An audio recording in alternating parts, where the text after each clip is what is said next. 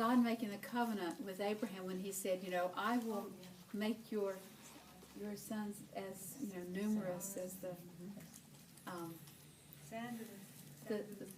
right.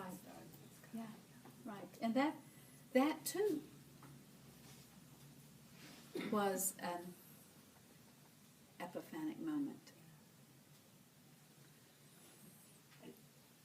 This maybe isn't quite what you're looking for, but it has to do with the epiphany, and this is mainly for women if you've had a baby, where you look at this baby this brand new baby that you have, and you experience a love that you have never experienced before. The amount of love that you have for this new baby is just mind-numbing, and it's something that is so new and overpowering. It's the closest thing to what divine love is. When you have this love for this baby, you realize, and God loves me even more than this, is sort of an epiphany. And anyway, I would say that. Back to Jesus' baptism. Right, this is my son, the beloved. Right. I think God says that every time we baptize somebody. Yeah, exactly.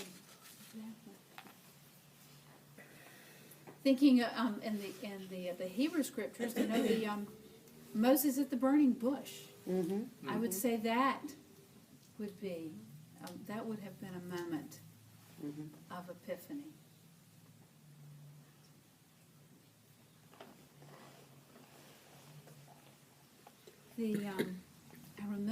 I remember once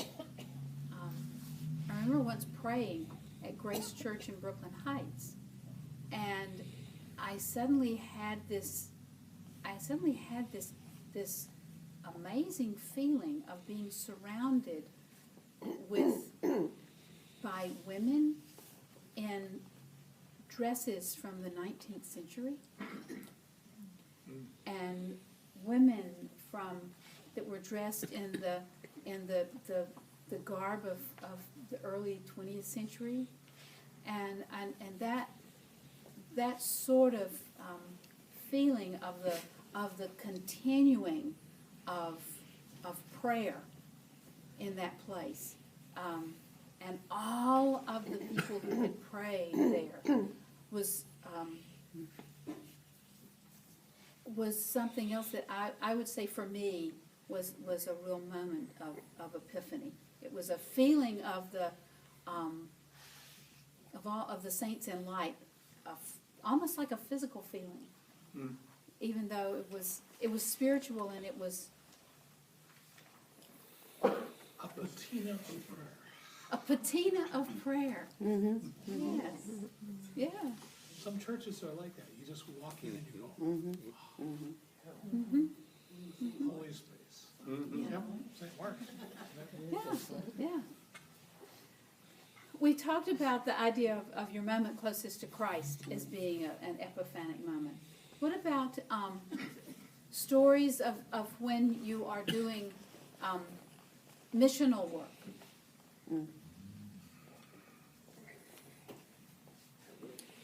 Well, we talked, in my sermon, there was a place where I mentioned, the welcoming of the stranger as welcoming Christ, and this is part of Epiphany, and I mentioned, and it does bring the unexpected, and I mentioned Nourish Babylon. I said, I'm sure they've had that same experience as we had at the cafe, that you never quite know what to expect, but it is often an experience of, I don't know, like a deep satisfaction, joy, and you meet people you would never have met otherwise, except for that moment. And they have, and you often find that they have gifts to give you that you would, you wouldn't expect.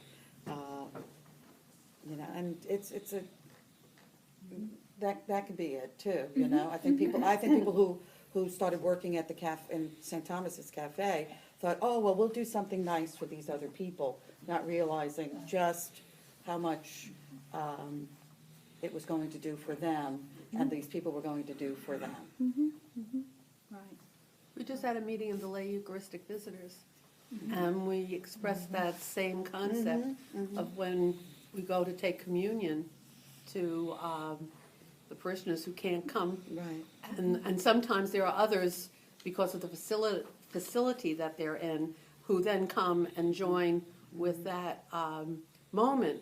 And the fact that the surprise is what you get as being a participant in that, which is so much more than you would anticipate. So yeah, we had that. We were all talking about that the other day. I was thinking also about, I know this happens to Stacy and I quite frequently, that we'll be like at Sears last night, Sears online to pay for something, or in Stop and Shop or something, and somebody will come up to us. Maybe we'll just say hi or smile or something, and they'll come up to us, and then they'll develop this incredible story about something that's happening in their lives or happened in their past. And you can just tell the intensity with which they're telling the story, that they needed to tell it. And I always feel like it's no accident that we were there to listen. I mean, it just feels so right. Like, hi, how are you? And then all of a sudden they'll tell you how they are, and they needed to tell somebody how they were. And then it works out mostly very well, because they seem relieved that they've told the story, and we seem happy to have, we were happy to have listened to it. And which reminds me of another church where I used to rehearse, and orchestra rehearsal. And as you were leaving their parking lot, there was a big sign in the parking lot exit, and it says, "The mission field begins here." And I just thought that was perfect, because growing up, I always thought missionaries were people who went to Africa.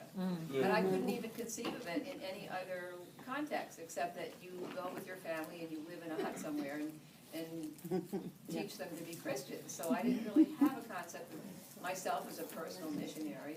But when I saw that sign in that parking lot, and when I think about the kinds of things that we experience, where people just feel comfortable or have a need, just want to come up and tell us this really, really intense story.